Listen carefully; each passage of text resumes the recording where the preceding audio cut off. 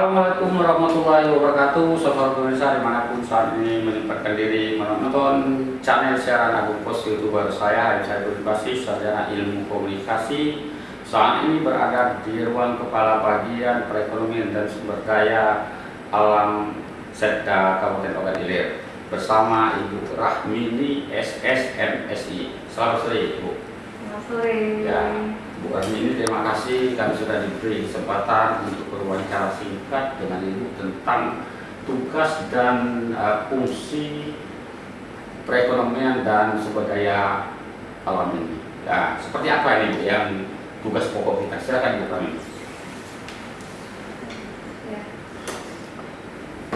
Sebelum kami menyampaikan tentang tugas pokok dari bagian perekonomian dan SDA Setda Kabupaten Ogan Ilir, terlebih dahulu kami mengucapkan ribuan terima kasih terhadap pihak dari YouTuber yang telah melaksanakan proses Pak Haji, yang telah memberikan kesempatan kepada kami untuk dapat menyampaikan tupoksi-tupoksi kami yang ada di bagian perekonomian dan Setda hari ini. Di sini Pak Haji kami sampaikan bahwa saya pribadi menjabat selaku dari Kepala Perekonomian dan SDA Setda Kabupaten Ogan Ilir ini lebih kurang dari perkiraan 2 bulan. Kemarin baru dilantik Bapak Bupati, dipercayakan beliau pada pelantikannya kira-kira tanggal 16 Juli 2021. Jadi tentunya kami di sini baru belajar ya, karena kemarin jabatan yang sebelumnya itu merupakan camat ya. Jadi sambil menyelam sambil minum air seperti bahasa ya, belajar step by step. Tentunya di sini setelah 2 bulan dalam memasuki jabatan sebagai kabak ini, kita panduannya sesuai dengan Peraturan Bupati Nomor 8 Tahun 2020 tentang susunan organisasi, uraian tugas dan sekretariat fungsi yang ada di bagian perekonomian dan SDA. Di sini tugas kami sendiri diantaranya yaitu kebanyakan perumusan pengorganisasian, perumusan kebijakan. Dan di sini kami sampaikan sebelum menyampaikan tupoksi, kita ada 3 kasubag yang ada di perekonomian. Yang pertama kasubag BUMD dan PLUT, yang kedua kasubag perekonomian, dan yang ketiga kasubag sumber daya alam. Jadi tupoksi yang saya sampaikan ini rata-rata pengkoordinasian masalah kebijakan, perumusan kebijakan dari 3 bagian tersebut, yaitu BUMD dan PLUT, perumusan kebijakan dari perekonomian dan perumusan kebijakan dari sumber daya alam. Tentunya di sini selain dari perumusan kebijakan ada juga yang namanya pelaksanaan tugas. Pelaksanaan tugas perangkat daerah yang membidangi, membina tentunya daerah itu dari 3 bidang tersebut. Dan yang ketiga yaitu pemantauan dan evaluasi pelaksanaan kebijakan yang terkait dari bidang baik itu BUMD, PLUT, perekonomian dan sumber daya alam. Bu, mungkin perlu saya tanyakan, ini perekonomian yang bentuknya seperti apa yang kita kelola di sini? Oh, kalau di sini perekonomian ini bekerja sama kami dengan bagian dinas yang terkait, diantaranya ini dinas Koperindak, pariwisata ya. Di situ rata-rata kita menganalis, meminta data, terutama yang sekarang lagi booming data tentang UMKM. Jadi selain dari data-data tersebut, kita juga nanti disampaikan data tersebut melalui TPID ataupun nanti TPKAD ya, ke provinsi. Analis di sini perekonomian ini mengenai kualitas produk atau mengenai misalnya tarif harga atau pembiayaan ini seperti apa? Sesuai dengan tupoksi tadi yang di perekonomian, Itu analisnya bisa juga itu tentang harga Pak. Jadi selain inflasi namanya TID tadi, kita ada tim inflasi daerah yang diketuai langsung oleh Pak Bupati.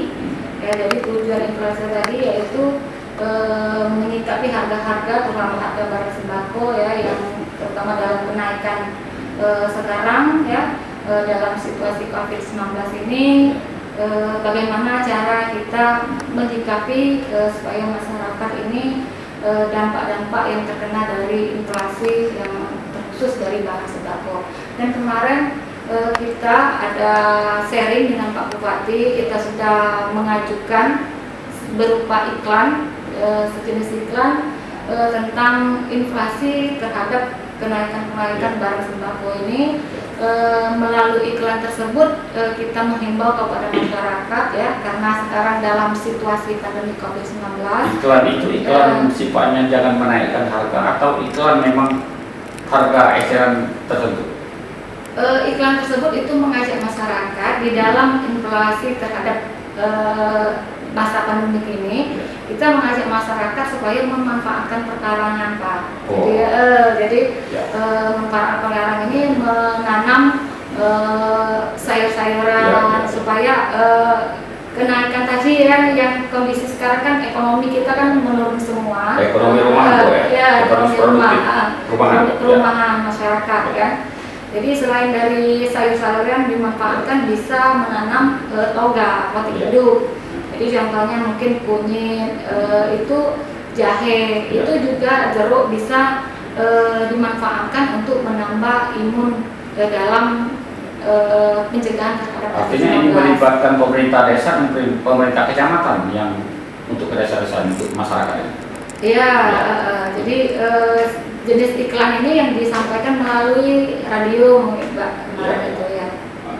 Lewat radio, media-media lain misalnya yang sampai media online mungkin yang juga dipakai untuk sosialisasi. Ya, mungkin melalui ini Mensos, Facebook atau Twitter.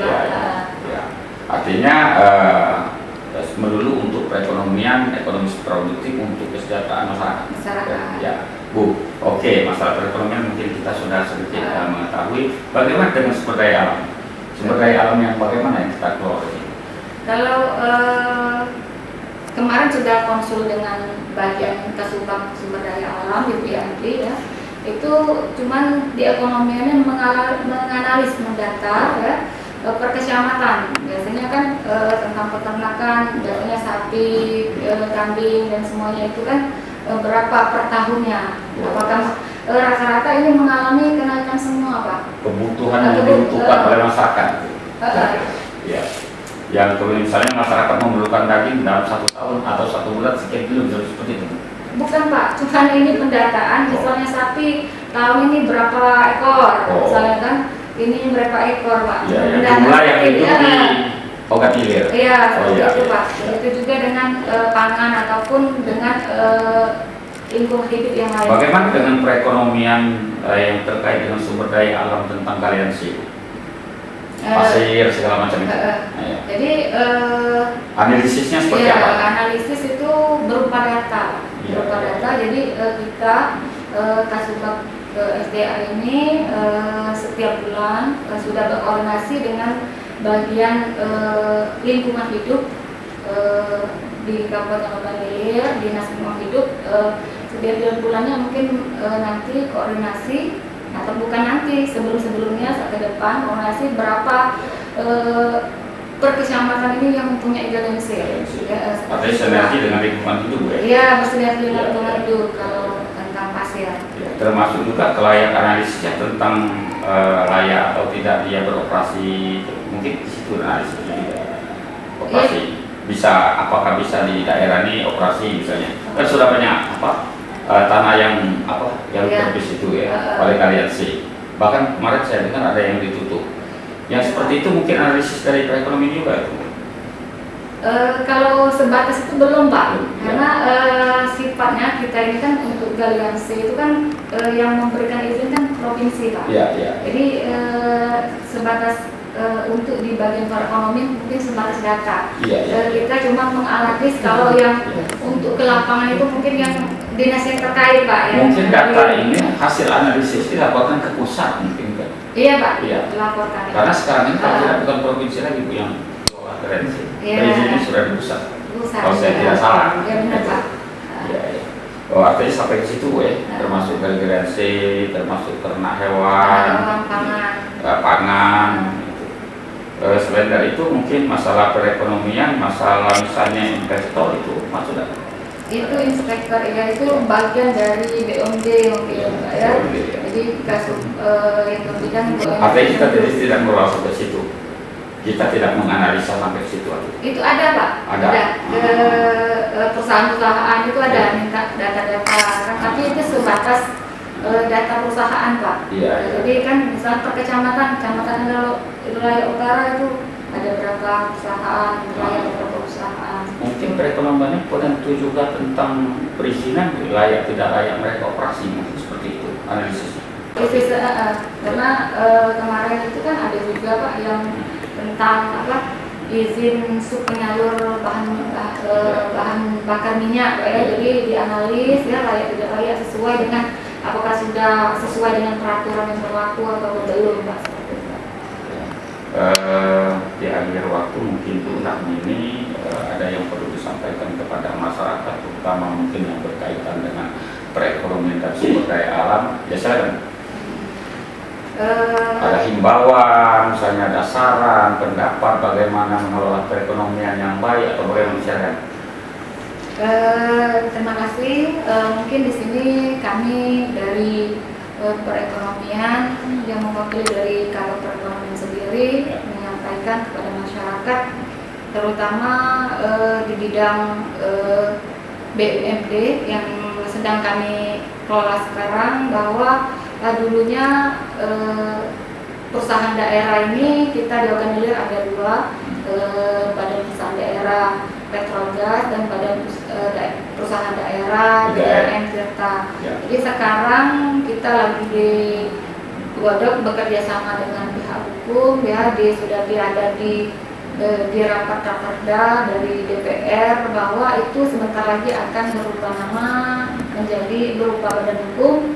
Kalau dulu PD Perusahaan Daerah Air Minum Tirta sekarang sudah berubah Perusahaan Umum Daerah sudah Perusahaan Umum Daerah Tirta Ogan, sedangkan PD Petrogas kalau dulu sekarang sudah berubah insya Allah menjadi PT Perseroan Perseroan Petrogas, jadi sudah berubah beda barang hukumnya.